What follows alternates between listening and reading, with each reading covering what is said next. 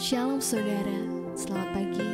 Sebelum kita mulai hari ini, kita mau siapkan hati untuk datang menyembah Tuhan. Ku rindu diam di bait-Mu, menikmati anugerah-Mu. Di hadirat-Mu bahagiaku penuh, Yesusku, Kau kerinduanku, menyembah-Mu, Tuhan dan Rajaku, memuji-Mu, Yesus kekasih jiwaku, mengikuti-Mu seumur hidupku. Di hadirat-Mu bahagiaku penuh.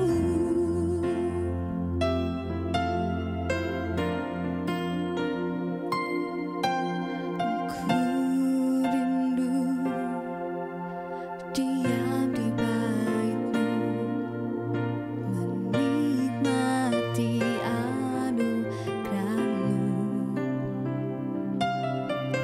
Di hadirat-Mu bahagiaku penuh, Yesusku, Kau kerinduanku, menyembah-Mu, Tuhan dan Rajaku, memuji-Mu, Yesus kekasih jiwaku, mengikuti-Mu seumur hidupku. Di hadirat-Mu bahagiaku penuh. Di hadirat-Mu bahagiaku penuh. Di hadirat-Mu bahagiaku penuh.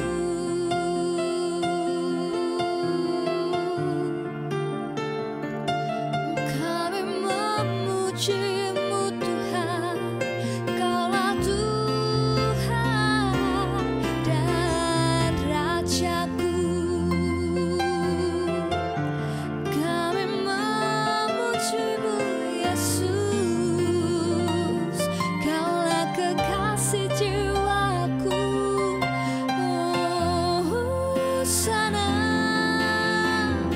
bagi nama-Mu Tuhan. Haleluya, haleluya.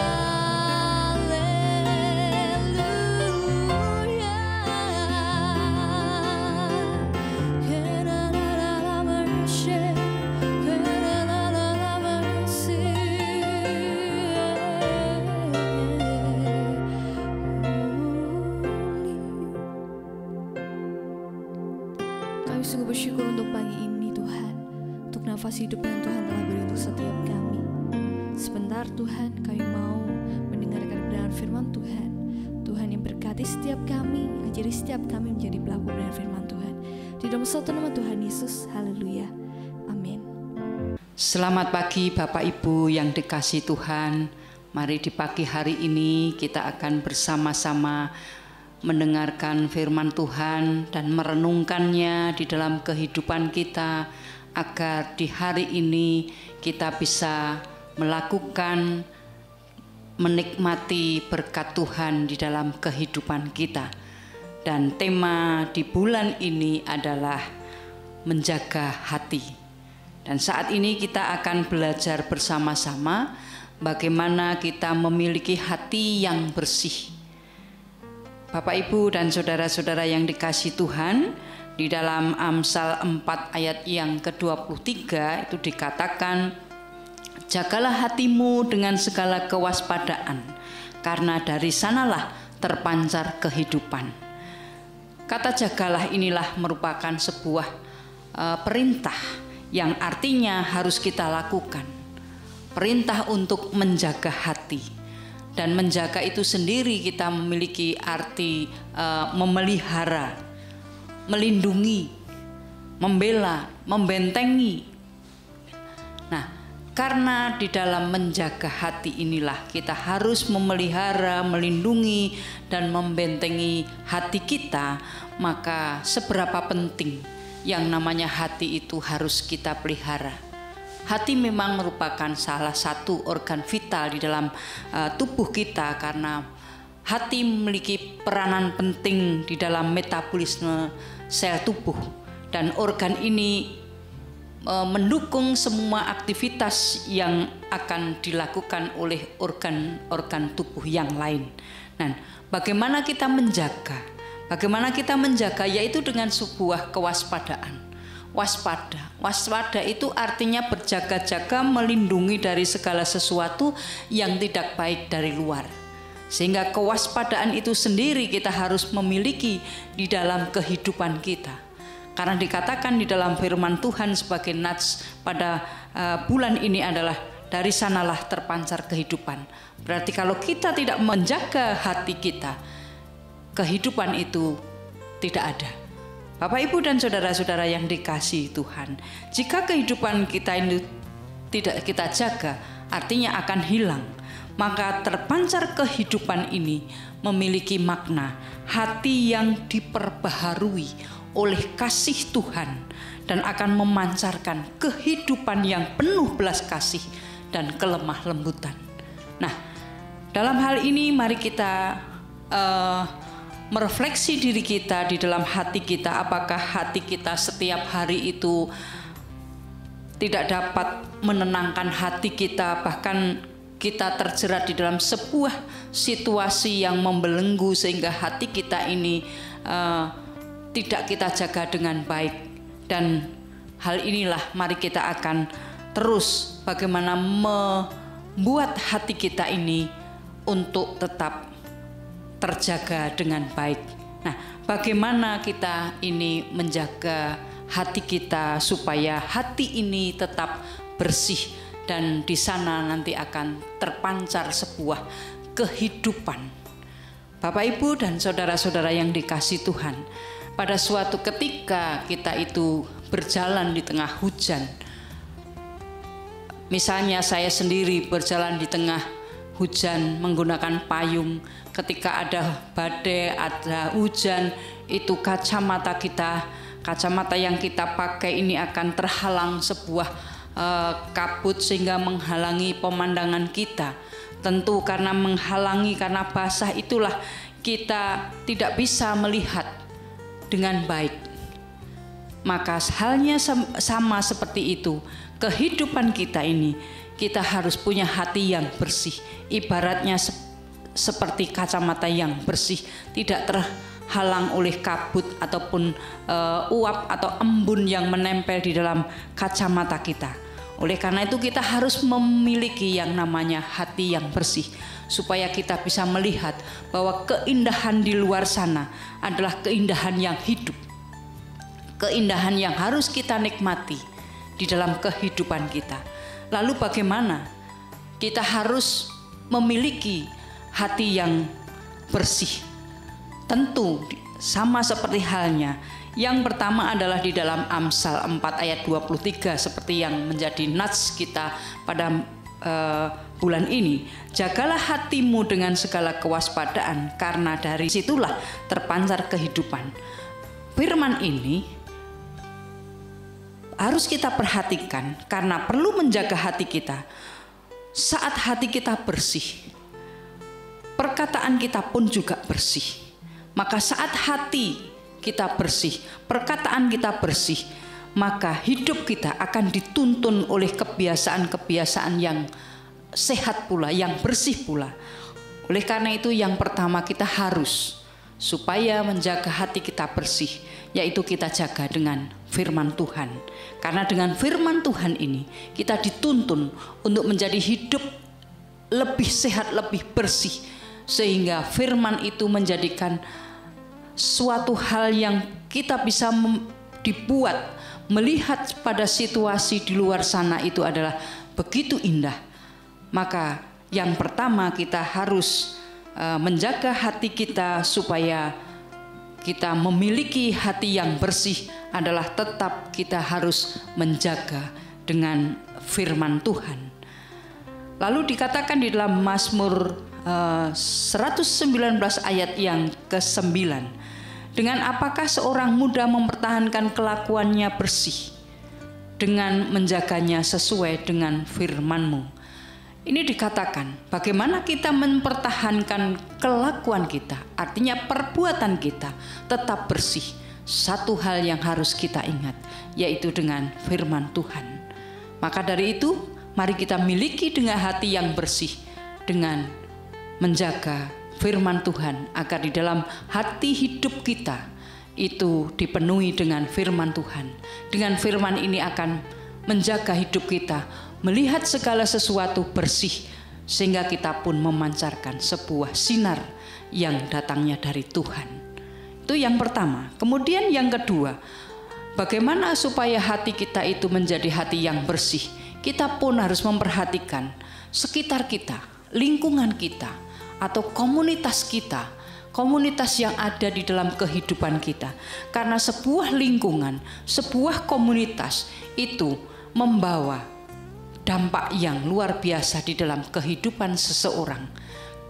Artinya, kalau kita berada di dalam komunitas yang baik, akan terbangun, akan terbawa dengan situasi yang baik, situasi yang positif, melihat segala sesuatu itu adalah dari segi kebaikan.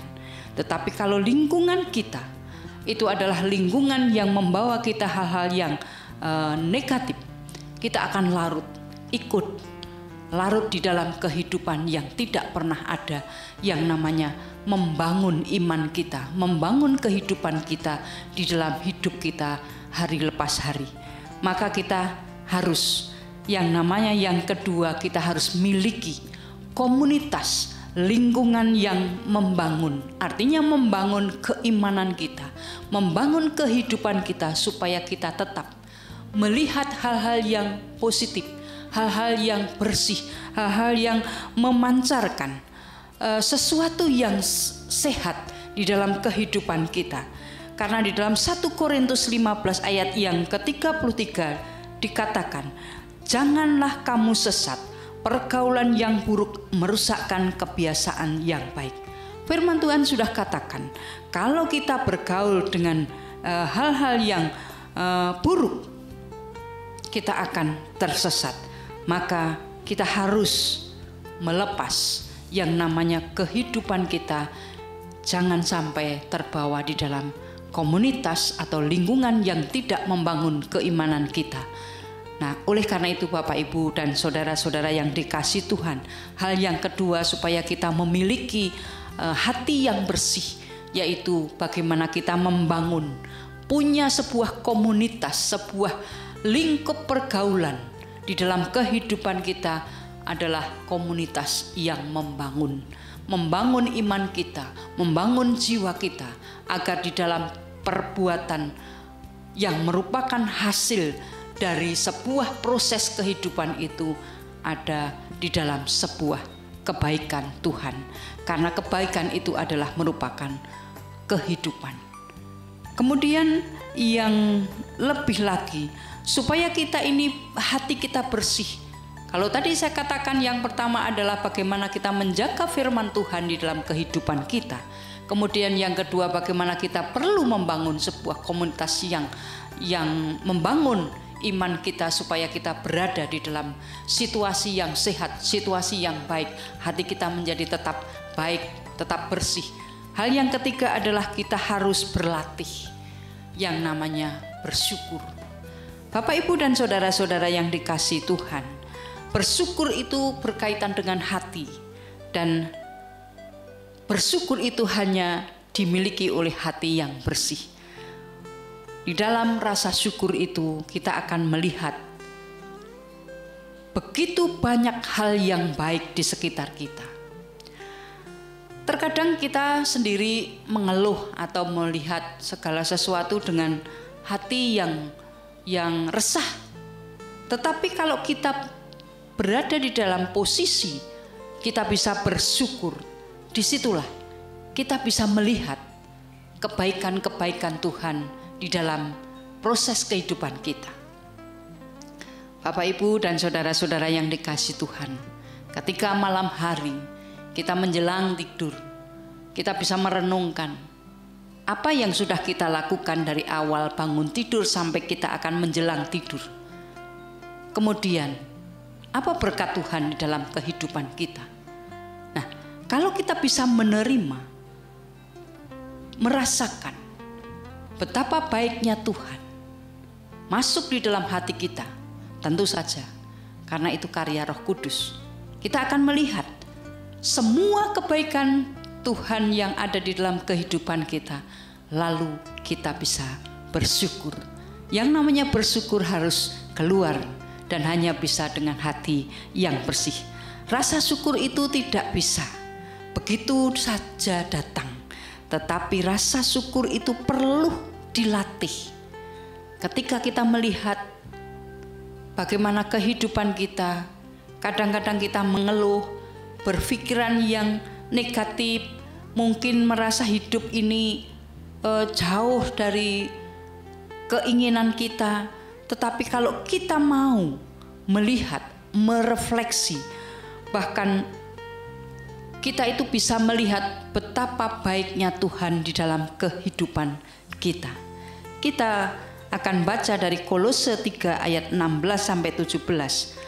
Hendaklah perkataan Kristus diam dengan segala kekayaannya di antara kamu, sehingga kamu dengan segala hikmat mengajar dan menegur seorang akan yang lain, dan sambil menyanyikan mazmur dan puji-pujian dan nyanyian rohani, kamu mengucap syukur kepada Allah di dalam hatimu.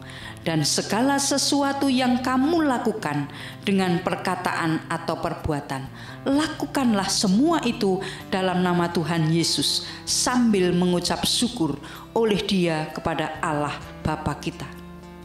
Bersyukur memang mungkin tidak secara langsung bisa menyelesaikan masalah, tetapi dengan rasa bersyukur itu kita akan memiliki yang namanya sukacita. Dengan sukacita yang ada, yang diberikan oleh Tuhan, kemudian kita memiliki hati yang bersih, hati yang bisa membangun, melihat hal-hal yang positif, sehingga keresahan, kekhawatiran itu akan habis karena kita bisa yang namanya bersyukur. Bapak, Ibu, dan saudara-saudara yang dikasihi Tuhan, kalau hari ini kita belajar dengan firman Tuhan, bagaimana kita menjaga hati kita supaya kita memiliki hati yang bersih. Mari kita tetap berada di dalam lingkup pemeliharaan Tuhan dengan mengandalkan dan menjaga agar firman Tuhan itu tetap ada dan tinggal di dalam hidup kita. Kemudian kita bangun dengan komunitas atau lingkungan yang baik yang membangun iman kita. Dan mari kita berlatih untuk mengucap syukur. Itulah hal yang hari ini kita dibuat untuk memasuki hari ini supaya kita memiliki hati yang bersih. Dengan hati yang bersih kita bisa menikmati yang namanya berkat-berkat Tuhan di dalam kehidupan kita. Selamat memasuki hari ini dan selamat menerima berkat Tuhan di dalam kehidupan Bapak, Ibu, dan saudara-saudara sekalian. Tuhan Yesus memberkati.